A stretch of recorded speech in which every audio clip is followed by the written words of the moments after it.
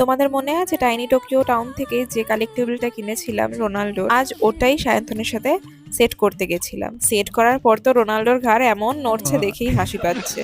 এরপর ওটা সেট করে আমরা চলে গেছিলাম ভিকারাম চাঁদ মলে। আর ওখানে গিয়ে সায়ন্তন ওর জন্য অর্ডার করেছিল ধোকলা আর জিলিপি, আর আমি খেয়েছিলাম ছোলে বাটুরে আর লাস্সি। এর আগেও ভিকারাম চাঁদ মলে খেয়েছি, কিন্তু যে ব্যারাকপুরের আউটলেটটা আছে ওখান থেকে। এদের প্রত্যেকটা আইটেমে ভীষণ ভালো, তখনও ভীষণ ভালো লেগেছিল, এইবারেও প্রত্যেকটা আইটেমে ভীষণ ভালো ছিল খেতে। আর এছাড়া ওখানে আরো অনেক রকমের আইটেম পাওয়া যায়, বাট সবই ভেজ। আর এ দেখো কেমন নড়ছে ঘাটটা।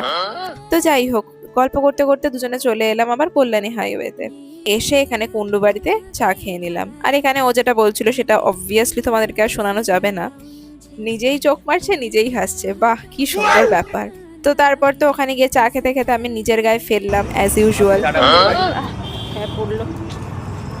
কুন্ডু বাড়ি বাপিদার চা, দিদা ভালো চা বানায়। চাটা এনজয় করতে করতে সায়ন্তনকে বললাম একটু ফটো ভিডিও তুলে দাও। দেখো অনেস্টলি আমাদের মেয়েদের বেরোনো যদি ফটো ভিডিও ছাড়া শেষ হয় তাহলে কি সেটা আসলে কমপ্লিট হয়? কখনোই না।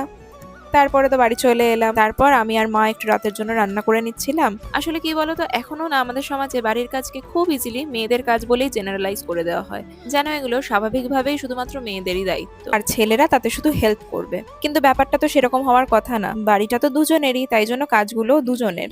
আর এখানে হেল্প শব্দটা আসার মানে হচ্ছে অন্যের কাজ, সেখানে গিয়ে তুমি হয়তো তাকে একটু সাহায্য করছো। আর এটাই তো যুগের পর যুগ ধরে এখনো নর্মালাইজ হয়ে আসছে। তবে আমাদের বাড়িতে এরকম কিছু হয় না, সায়ন্তন ইকুয়ালি আমাকে খুবই হেল্প করে। তো রান্না হয়ে যাওয়ার পরে আমি একটু মেকআপ রিমুভ করে নিলাম, যেহেতু সন্ধ্যেবেলা বেরিয়েছিলাম। মেকআপ কিছুই করিনি, শুধু লিপস্টিক আর একটুখানি কাজল পরেছিলাম, তবে সেটুকুনিও কিন্তু অবশ্যই ভালো করে রিমুভ করে ফেস ওয়াশ করার দরকার। তারপর ফ্রেশ হয়ে আমি স্কিন কেয়ার করে নিলাম। ভিডিওটা যদি তোমাদের ভালো লেগে থাকে তাহলে একটা লাইক করে দিও আর আমাকে কমেন্টে জানিও।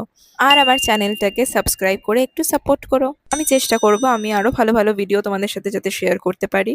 তো চলো, দেখা হবে আবার পরের ব্লগে। বাই।